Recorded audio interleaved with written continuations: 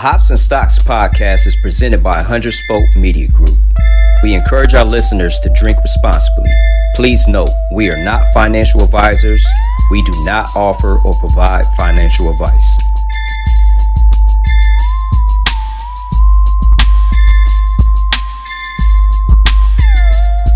I'm Spoke affiliated from the city of Gems. Welcome back to the Hops and Stocks podcast, brought to you by 100 Spoke Media Group.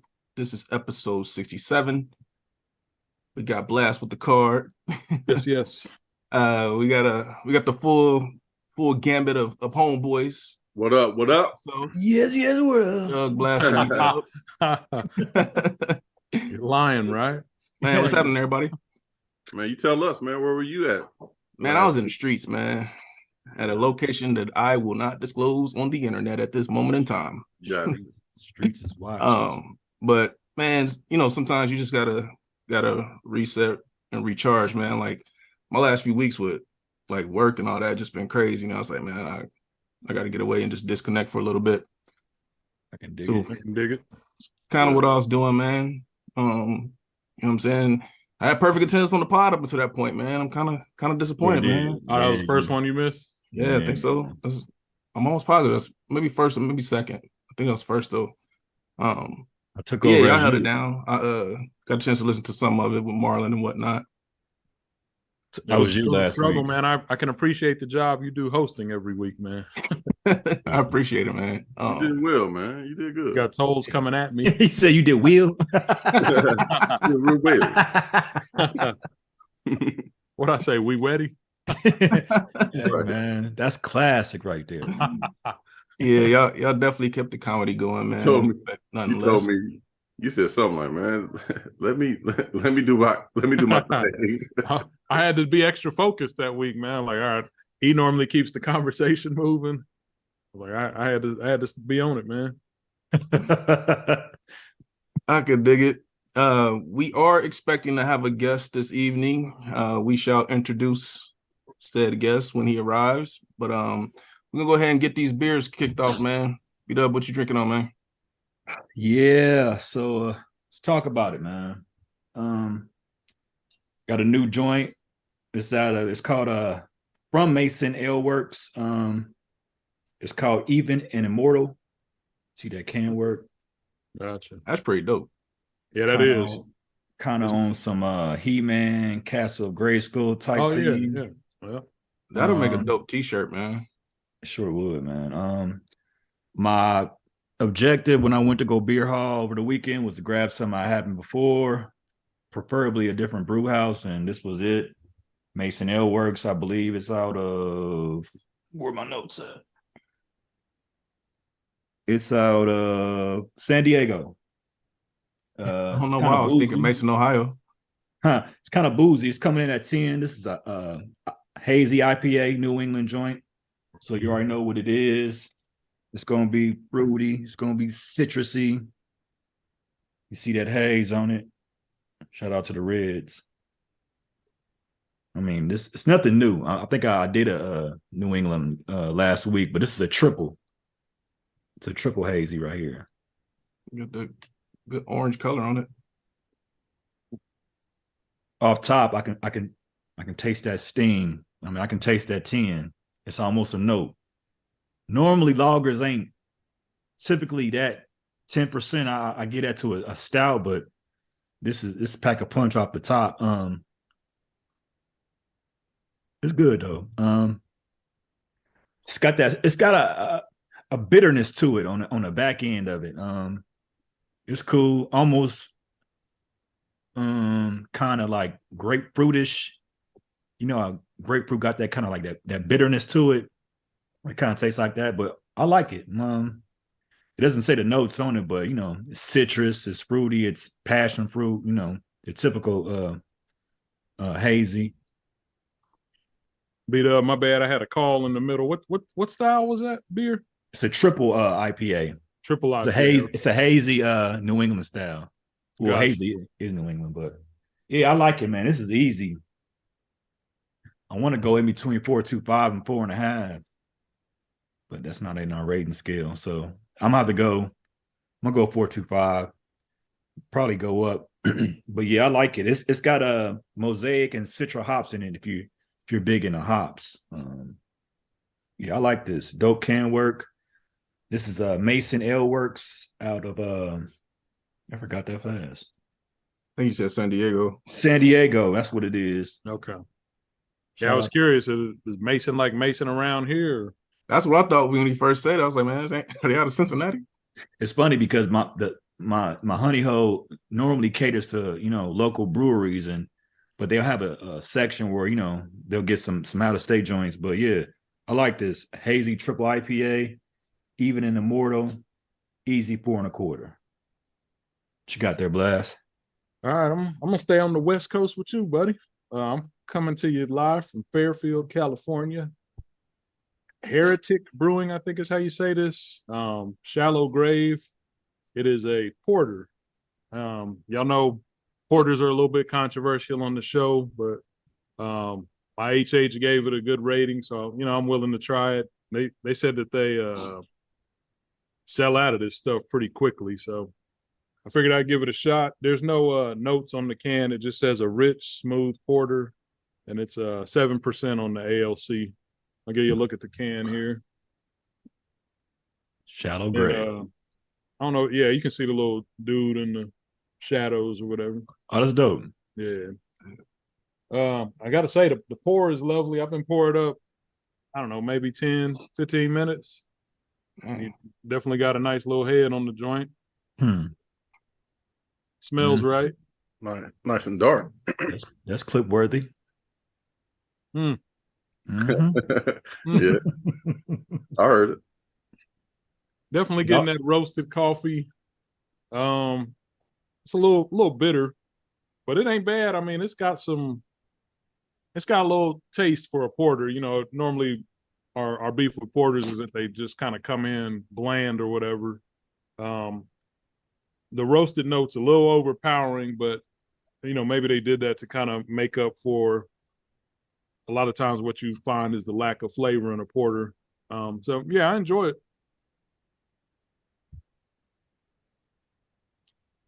Let's get this joint a solid 4. West Coast holding it down today. Not really.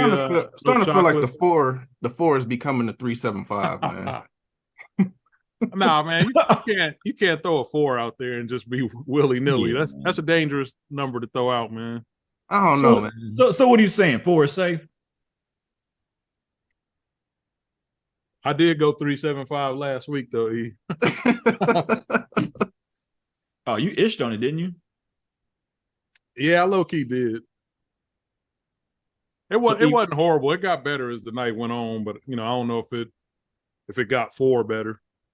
So what you saying, Eda? The 4 is the status quo now. That's the basic. Yeah, man. I'm feeling like in 2023, Cass is falling back onto the 4 as a cushion. You know what I'm saying? I feel like the 4 is no longer sacred. Like y'all not committing to it being trash. You're not committing to it being good. I kind of gave 375 the poo-poo. Like, yeah, 375 is no longer cool. So I think y'all done bumped it up to a 4 now. Man, I said a 4.25 though. No, I'm talking about Blast though, man. I just feel like I mean, it is. He was like, man, it's a solid 4. Like there was no excitement, there was no emphasis. Like, yo, this is a legit 4. It was kind of like, man, this mug might be. I have to go back to my grading scale. I know Tolls is always getting on me for using these numbers, but I mean, a 4 in terms of what we grew up with is an 80%, man. So if you got an 80 on your test, are you gonna be running with joy, or are you gonna, I did solid. All right, we're gonna let the 4 slide, man. We gotta reconvene on the 4 though, man. 80 is a C, man. Actually, 80% is mastery in academics. No, there it is. This is a mastery of porterness right here. It achieved mastery. I mean, for a porter of 4s, it might as well be a 5. I mean, I think this is definitely worth the try. Like, I don't think anybody would. We done had some trash porters on here, man. I don't think anybody would be like, this is trash. Yeah, it may not leave you, feeling the satisfaction of a stout, but I think you would respect the craft. Could you ever give a porter more than a 4? Oh yeah, I mean them porters you had us have out at what was that spot we were at? Warped Wing. Yeah, Warped Wing. That their porters was better than their stouts. Yeah. I think they switched the labels around. I guess they got them backwards. They got That the can't tap be mixed right. up. Yeah. I saw the other day it was like National Baltic Porter Day. I was like, damn, I didn't know porters got a special day. Yeah, And that I- Baltic. That's the one we had. The Yeah, Baltic. yeah, it was Baltic. I And won't there's people that love porters, man. They just once again, I think it's because I like stout so much. They don't hold enough weight for me. You know what? Porter was probably my favorite style until I got introduced to stouts. Was it? Yeah, because I mean, before I knew about a stout, a porter was kind of everything that a stout is to me now. It was different. It had, more bold flavor. And then when I, got onto the stouts and they was just like, putting all sorts of flavors up into them joints, I was like, all right, well, the porters ain't really coming with it like that. It seems like the porter is the porter. Like there's no flavor variation. Like you don't really hear, caramel or chocolate porter. It's just kind of it's heavy on the coffee, which is cool. And then that's about all you get. Yeah. It's a Hershey porter out there that's Trash. underwhelming. Yeah, it's trash. What is that? That Yingling? Yeah, man. Also, I ain't gonna lie, I was excited by it because Man, I went to the store like, yes. yeah. Oh, give me a 6. Matter of fact, give me 12. Like, Man, you talking about chocolate brew? Like, yes, I want this. from the Hershey King. You know what I mean? Man. I was like, The Hershey King. It's Kool-Aid with no sugar, man. It's trash. man, it was bad, man. I mean, is there any chocolate coming off of that joint? Do you get any chocolate off of that? Nah, none at all, man. Hey, bad collab. Yeah, I mean, BC. Hershey should be upset. Like, man, how's our name on this? Who signed Nah, off? man. Hershey probably rationed out the chocolate. Like, man, nah, you only get a couple bricks, man. A couple squares. I mean, maybe they put that bitter chocolate up in there, but It's like, sure ain't it ain't the good chocolate, man. it's like, yeah, I don't pay enough for this, man. Y'all ain't getting this milk. Y'all getting this dark chocolate. Oh man, yeah, Trash. it's cacao. Right.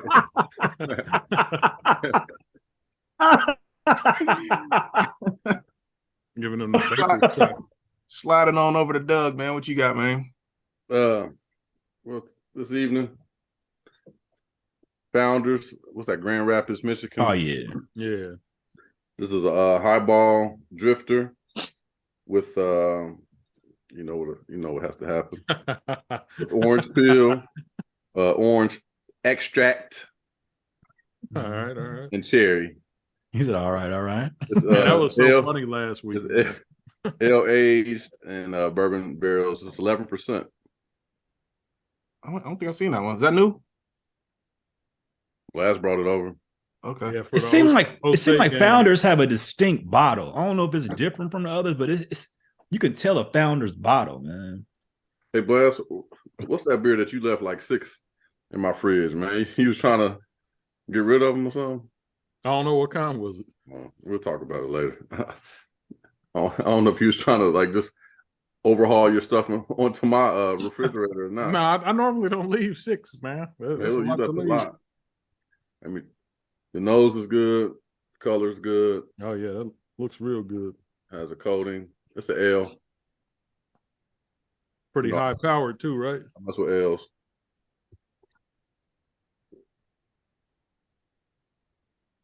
You get the orange, you get the orange note, you get the cherry. Man, they did a good job. That's a good balance. Get one more. Oh wow, that's good. You've had this, right? Yeah. When I bought it over, I think I had 2. I was It's a little- feeling good. Yeah, a little bitter on the back. You just get a little bitterness. A little bitterness on the back. But overall, man, it hit what it needed to hit. Isn't that double digits too? Yeah, 11%. 11%. Mhm. Mm. I don't think Founders make none under 10. Mm. It's heavy. It's heavy. Let me stop, man. It's heavy. Yeah, I know where you was going, man. Right. It's heavy, but it's light. It's heavy, but it's light. It puts you in the mind of a light beer, but when it first hits your palate, it's almost like a heaviness. Like Doug, like, man, it's trash, but Doug, like, it's trash, but it's delicious. Now, but light is good. I like light. You know what I mean? A light beer is always gonna be. Coles is dancing delicately using words like palate. He knows you can get caught real quick. Yeah. Anything dealing with the mouth region, man, you gotta watch them. You gotta watch them. Well, I was when you start talking about like the bottle, like the founder's bottle, I was about to make a comment. Then I was like, nah, man, that's nah. too borderline. Yeah, I was like, nah, I'm not even gonna. I mean, you gotta watch it with these guys, man. I was gonna say something as simple as it's heavy on the tongue, but you know, I know you guys would have. You We childish, man. But I didn't say it in my actual. He was like, I was gonna say, and then he says it. But it's not necessarily on record as my review. It's clearly recorded. Clearly on record. No, but it's the after review though. You know what I mean? All right, got it. I give this a 4.75. Damn. Ooh, okay. Yeah, it was really good. I do remember it being good. It's good. I'm about to go check for that one. Hey, what's now I say this because I think maybe it's bourbon related, but what's a highball? The glass. So it's the glass is usually about like that. Okay, it has nothing to do with the alcohol. No, you just ask him saying it's a style of glass when you get a usually bourbon or some type of cocktail. You say I want in a highball glass. Okay, got it.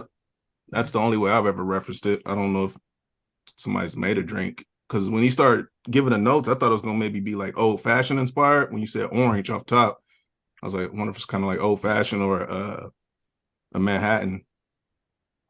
I don't think I've had a bad Founders. Everything they got, their IPAs aren't the dopest, but you know what I'm saying. Everything else that they do, for the most part, like most of their stouts are dope. I'm about to check for that. That you said it was an ale. Yeah, last week you would have liked the I had a Grey Goose Island IPA. You would have liked that. They have a green label. Yeah, it sure did. Yeah, so I think it's either Southwest or American. Like that's their house beer. Oh, really? Yeah, Grey Goose. It's Goose Island IPA. Damn. I always want to say Grey Goose too, man. I know. All right, man. One man left. Yeah, I guess it's on me, man. Yeah, man. What you got? I'm revisiting. Well, not revisiting, but Hoppin' Frog. I've done one of their offerings before. This is a barrel aged. It's called. I'm assuming this is pronounced coarse, but it's Q.O.R.I.S. The quasher. I don't know what quasher is, but I'm pretty sure we can make some jokes about quashing. Now, them hopping frogs, didn't Big D bring some hopping frogs over? You know what, man? But he'll always be associated with hopping frog. Man. He brought like the hopping frog limerita or something. Man. Right. Yeah. It wasn't dope, man. I think I got a couple still sitting on the other side of the basement. Damn, that's like 2 summers ago. They never getting cracked. Yeah, I got pour them out. This is a quadruple oatmeal Russian Imperial Stout. Aged in bourbon barrels, and I think I got ABV of the night with 15.7%. Woo! Hey, you know what I'm saying? And most of Hopping Frogs, well, most of their stouts that I've seen, they come in like these little 8-ounce cans, and they expensive too. Where is Hopping Frog out of? Is that local? It is not. I think you might be right. I think it's Akron. Hold on. All right. Yeah, Akron. Sorry. Akron. All right. Yeah, shout out to Ohio, man. Hopping Frog out of Akron, Ohio. How much it hit you for? These are double digits for the single. So I think maybe like 11 or 12. Damn. Yeah, but they fire though, man. I haven't had a bad one yet. I don't think I've had Hopping Frog since that Big D incident. Yeah, right. Man. When I see it, I kind of like turn away. I don't even investigate. I'm like, nah. Rock with they stouts. I think I've done another one on here before. Okay. But as you can see, man, this mug is straight up motor oil. But it has this nice little bronze gold, like almost kind of like a rose gold tint at the top. But you can't see through this joint at all.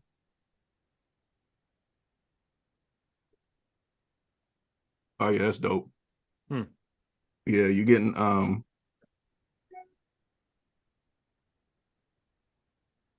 this is complex. So you getting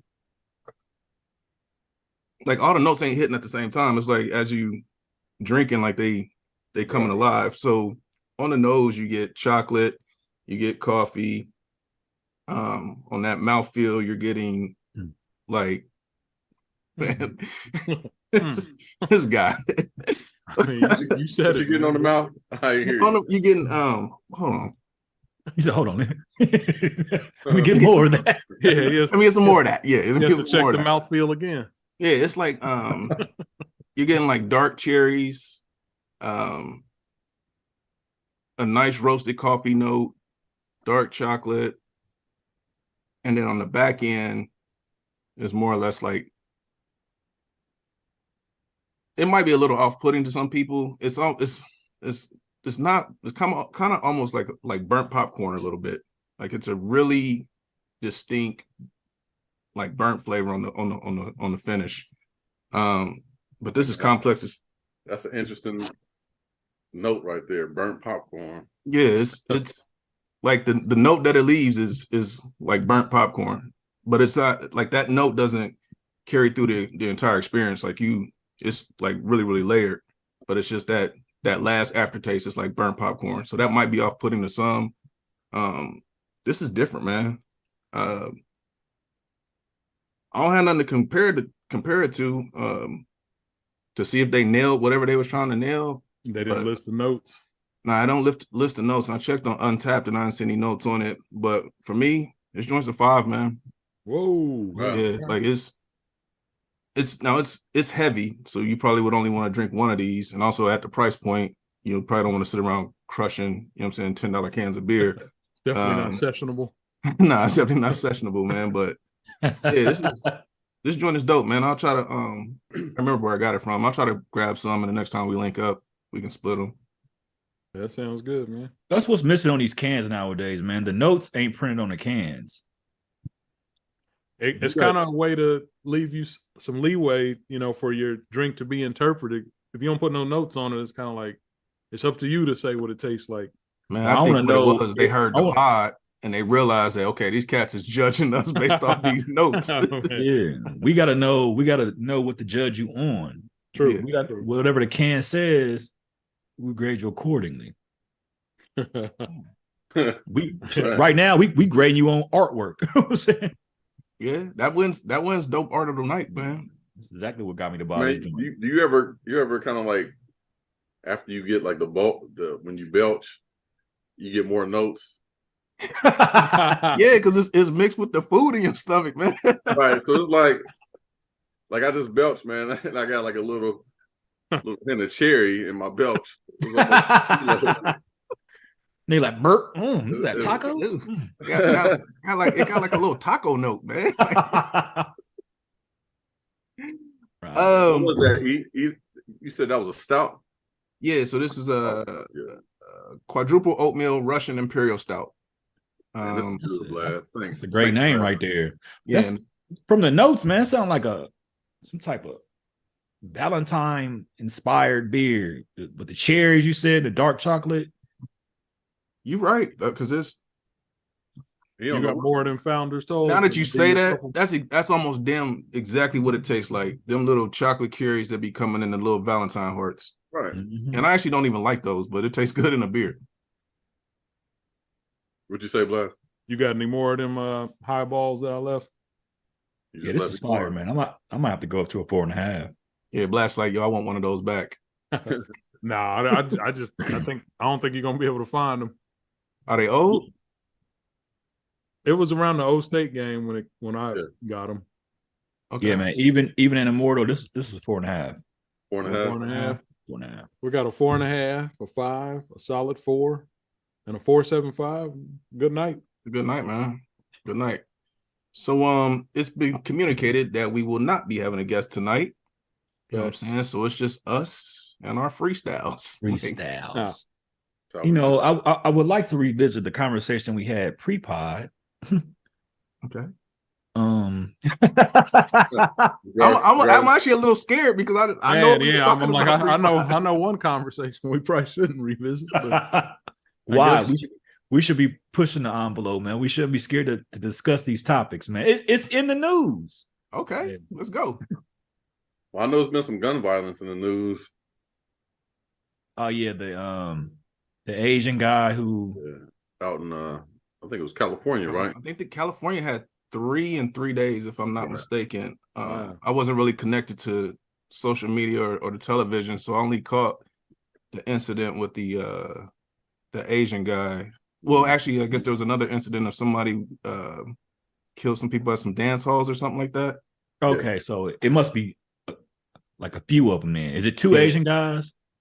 I can't say for sure, so I don't want So But the one who Asian was killed- at the dance hall. He was Yeah, at the one guy did two incidents. I mean, he got stopped, I think, at his second stop before he could really do anything. But I thought somebody was out like at a mushroom field or something like that. yeah, I heard about that one too. Okay. What did one of them kill themselves? I think so. Is I that think one of the Asian guys or the Asian guy? one Asian guy was apprehended. Yeah, But I the saw other that one, video. Yeah, I think one took himself out.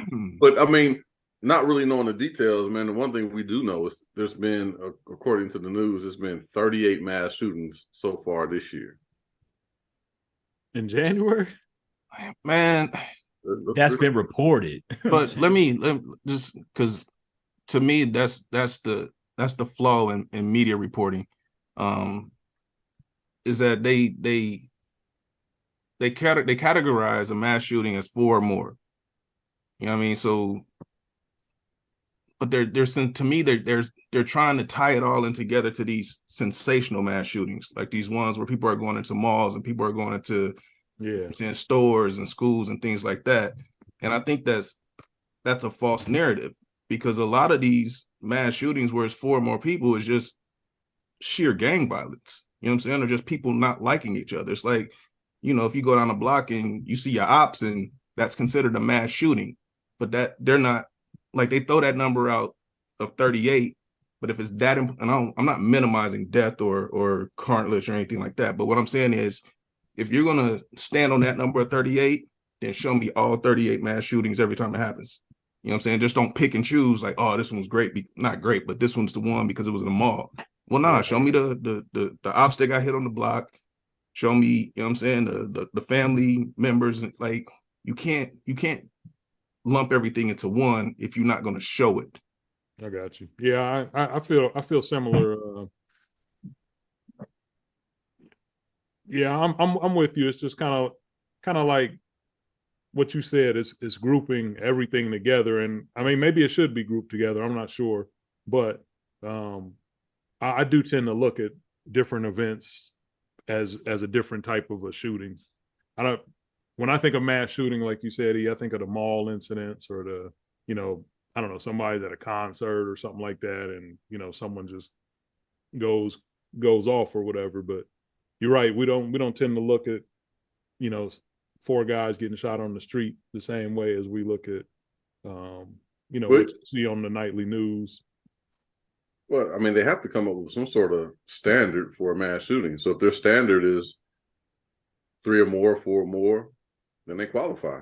Yeah, and that's what I said. Maybe it should count as one. I was saying that I think historically we haven't looked at all of the shootings in the same way. Yeah, I mean, at this point, the U.S. is violent. We've been raised on violence, and we've been numb to these mass shootings. And to get you to tune into them, they gotta pick the one that's, I guess, is most interesting in some way. Like, if you picked a mass shooting, like Eric said, about some gang shooting, not saying it's run of the mill because every life is precious, but this ain't nobody really gonna pay attention to that. But if the Asian guy who killed somebody in a dance studio kills 4 or 5 people, then that's kind of different than your usual suspects in those type of situations. True.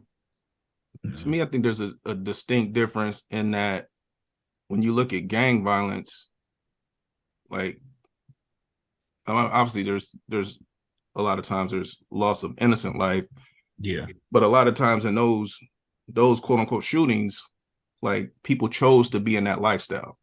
You know what I'm saying? These people who are in the mall or, you know, at school, like they're not waking up choosing to be somebody's op or choosing to, you know what I'm saying, be in the street life. Like they think that they're safe going to school or safe going to church or safe, you know what I'm saying, just going shopping. When you have gang activity, like it's a life that you chose and you know the consequences of street life is, you know what I'm saying, typically jail or death. I think we overlooking that sometimes these people are just getting caught in the crossfire, even with gang activity. No, I mentioned that. Yeah, I was saying you have innocent loss of life in some of these gang shootings, but you know what I'm saying, a lot of times it's like individuals involved in the same activity versus what they choose to sensationalize, in my opinion, when it's like I said, the malls, the schools, the churches, festivals, and things like that. And like Dub said, man, it's numbing now. Like when you hear about a mass shooting, a lot of times, I ain't gonna lie, man. First thing, was he black? You know what I mean? And then it's, you know what I mean, after you get past that first layer of being inquisitive, it's like this happens every day. And it's, to me, it's never going to stop happening. I don't think there's anything that you can do to stop gun violence. That's why I'm not necessarily a proponent of a lot of the laws that they try to enact, because it doesn't stop it. Like they're not doing anything that like is a concrete enforcement way to stop the gun violence. Yeah, I mean, I work with a guy, and this guy looks he doesn't look dangerous at all, non-threatening. You can have, I think you should have sensible gun laws. I do agree with that.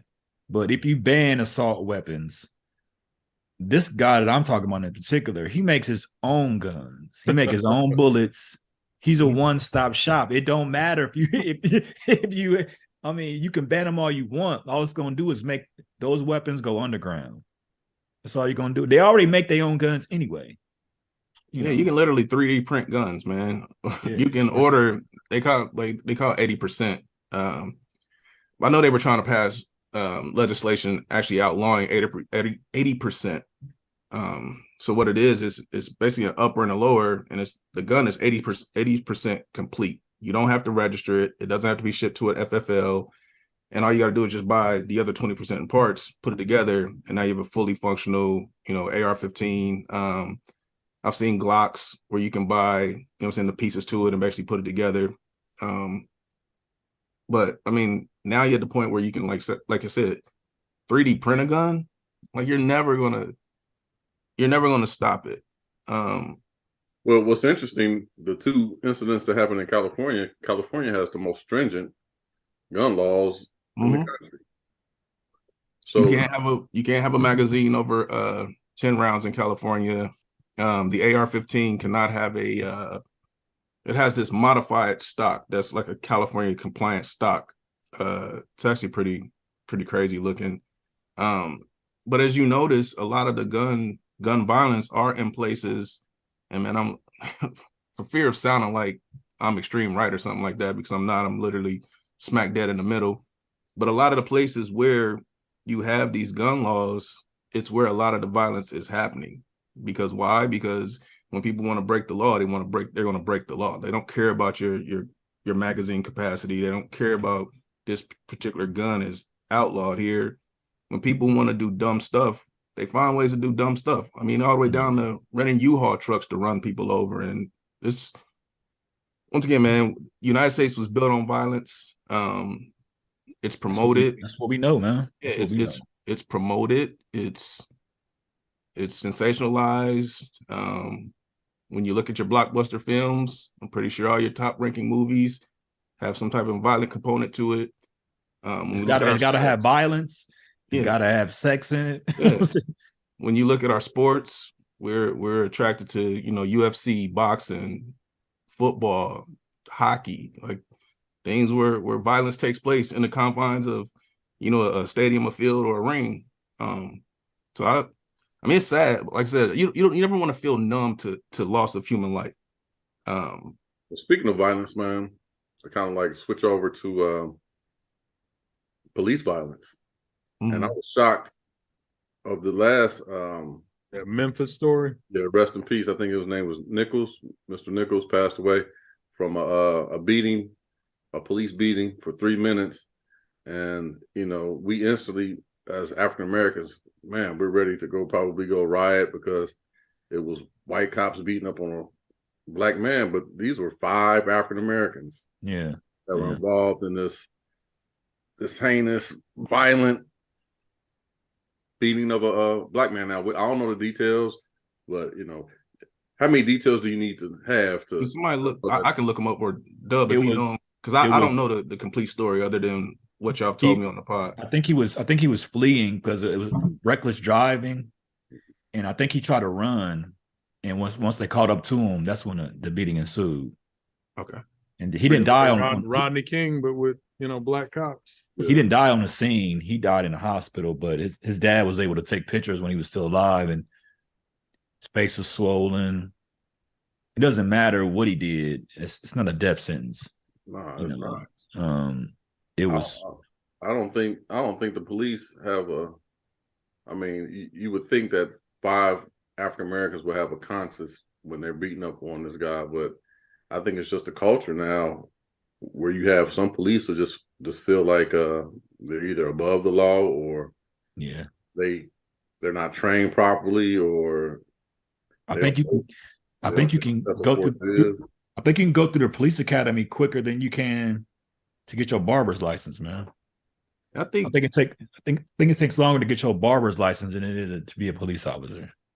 Man, and the reality of it is, like, and I think a lot of people, they get it.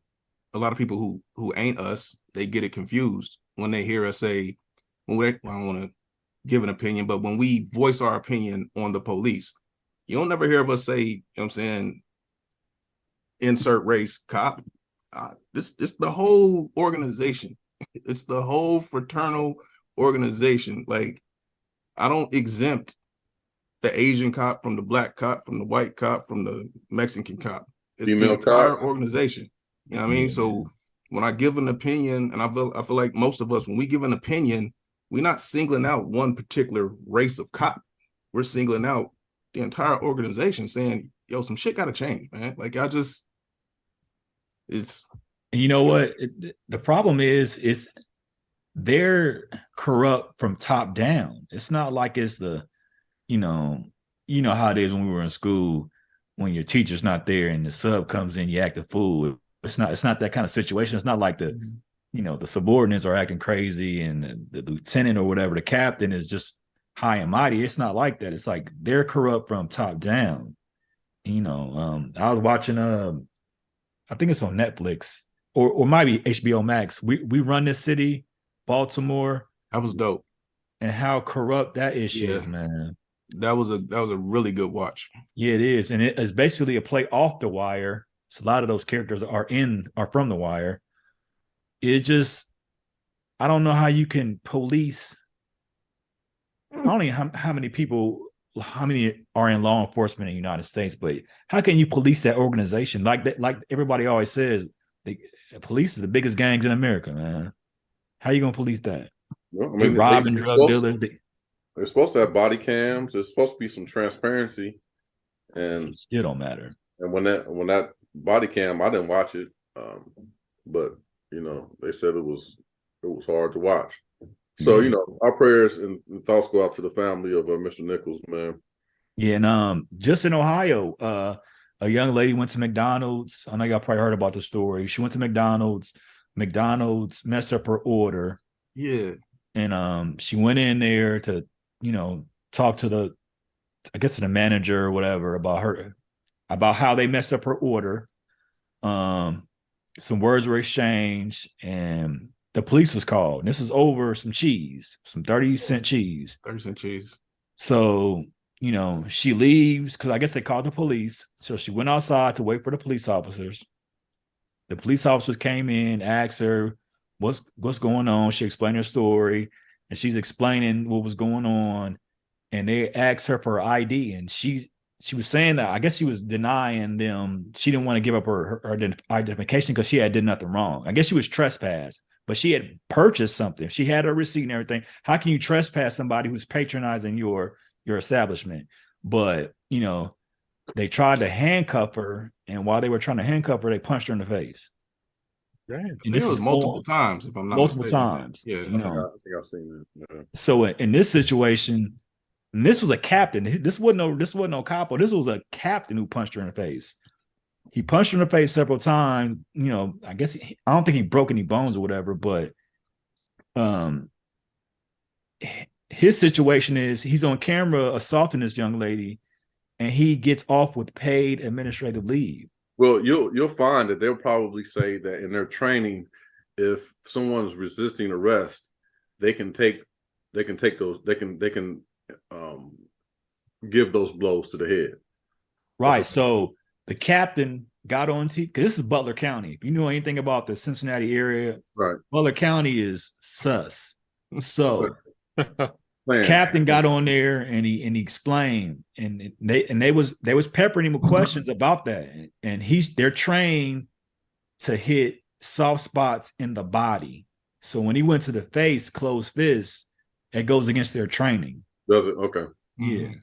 Yeah. They're all trained to go to the body and soft spots, but he went to the face with closed fists. Where was it at in Butler County, B-Dub? Some McDonald's in Butler County. Okay. Yeah, we need to find out what McDonald's that is. Not Yeah, they protested. Same sheriff that didn't want to. He said he wasn't going to police masking, and he said forget mask. So you already know what kind of guy they dealing with out there. Right. But he policed some cheese. Mm. Hey man, but on a lighter note, man, I want to say who day. Man, y'all came into the show so heavy. I'm like, damn.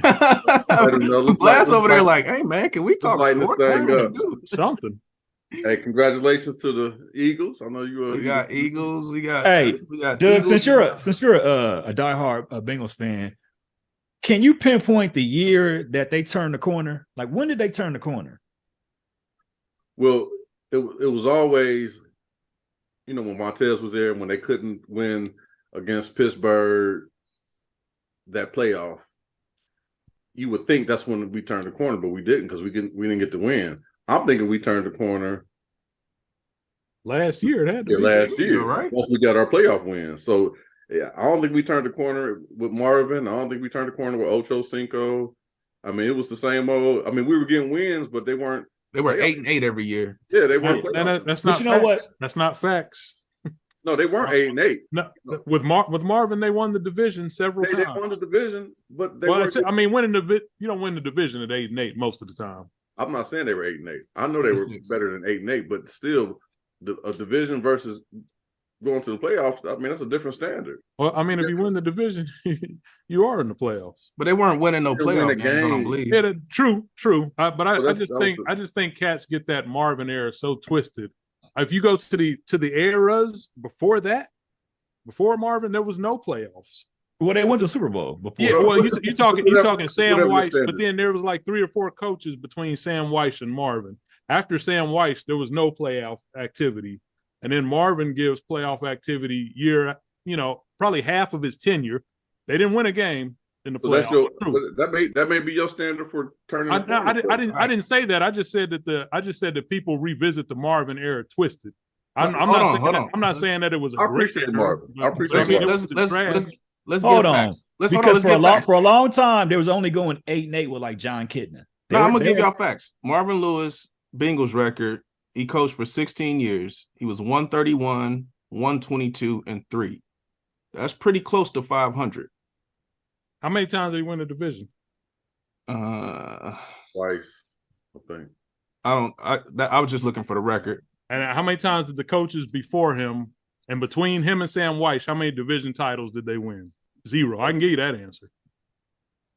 Well, I can give you that answer. Well, the reason why I ask that is because it seems like it's a difference between turning a corner and being dominant. The Bengals are dominant. What they did against Buffalo, yeah, that was dominant. That ain't a team that just turned the corner. That's a team that's on a fucking mission right there. And Buffalo's a good team. So I think all those years of not being respected, and now we're having this type of success. Still, some people are apprehensive to crown us as being dominant. I appreciate you saying that we were dominant. I thought it was a dominant showing. I mean, defense played, every facet of the game was played Man. at a high level. You know what I mean? And that's what it takes to revisit the Super Bowl. You know what I mean? We're talking about going back possibly to the Super Bowl, which is a feat in itself. Back to They back. can beat Kansas City. First of all, Kansas City can't stop nobody. Right. They have a horrible defense. Right. And Pat Mahomes is not 100%. So I mean, I love Chad Henne, but because he's from They have Michigan. weapons. I mean, they have a scheme. They have like a high power offense. They have a lot of people who get the ball, which I'm sure they're preparing for that. You got McKinnon who's balling. You got Pacheco who runs hard. Pacheco ain't gonna last long in the league. He just runs too hard, man. He's so crazy. He runs way too hard. Shelter out there, man. He's crazy. He's too light. I drafted him. I was happy I drafted him. I was like, man, he actually paying Hey, off. Blaz, Marvin's winning percentage was 52%. Yeah. He was close to basically. Mediocre, I mean, man. He was mediocre. You're refusing to acknowledge his accomplishments. I'm not. All I said was 8-8, which is 50%. And when I do his actual I'm percentage, just saying you can't go 8-8 and win the division. I mean, if you're in a trash division, you can. But But I mean, Hold on. Since we're all here now, I think we did this like week 1. With how the playoffs are shaping up now, has your predictions changed? I think I'm still good. I think I had Bengals Eagles. I think I was Eagles Bills maybe. You had the Bills beating the Bengals. I think I had Eagles Bills to Super Bowl. I don't recall being, but no, I think I said Bengals, but I wouldn't be surprised. Now, if we're talking about the conversation we had at the beginning of the year, Yeah. okay, I had said Eagles Bengals, but I was like, man, I just kind of thought that Hamlin story was going to carry the Bills. So I don't think we asked Doug. He might not have been on that pod. Yeah, So I don't think he was Doug, on who was your prediction for Super Bowl? Well, you know what he's going to say. Yeah, I know one of the teams. Three playoffs. I would like. I mean, I didn't make a prediction, but I would like to see the 49ers again. I think that would be, an epic matchup. Oh yeah, I ain't think about that. Yeah, And I don't care about epicness, man. But it'll be something that's kind of like storybook, man. I mean, they beat us twice. For us to get it on them, but I don't know if they can do it with Purdy. I mean, he's a good quarterback, but I don't know if he's able to bring. I don't think they're gonna beat y'all for real. Yeah, I'm about to say I see y'all in Arizona, man. Hey man, I see y'all in Arizona, man. We was in a thread, man. I called Purdy Pony Boy from the Outsiders, man. Like that too. But they got weapons. I mean, you talking about McCaffrey and your boy Debo. Yeah, man. I mean, they had our number last year. I mean, 49ers beat us, I think. I don't know if we played them twice or not, but they beat us. 49ers, the only thing that really scares me about the Niners is not their offense, is that their defense is trill. You know what I'm saying? They got some boys over there, man. But the thing about the Eagles, while I like the matchup against them, is the Eagles run the ball. So it's not Jalen dropping back 40 times to try to pass to give that pass rush a chance to get active. I was pleased on how we ran the ball this last game, man. Oh, yeah. Hey, man. Impressive.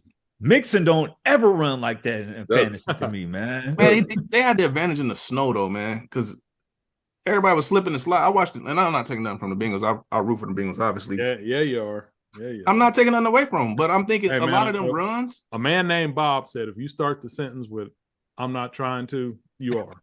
I'm not checking up. I root for them. I had season tickets down there and everything, man. And I mean, Buffalo plays in the snow multiple times a year. Exactly. But they can't. Buffalo can't run the ball though.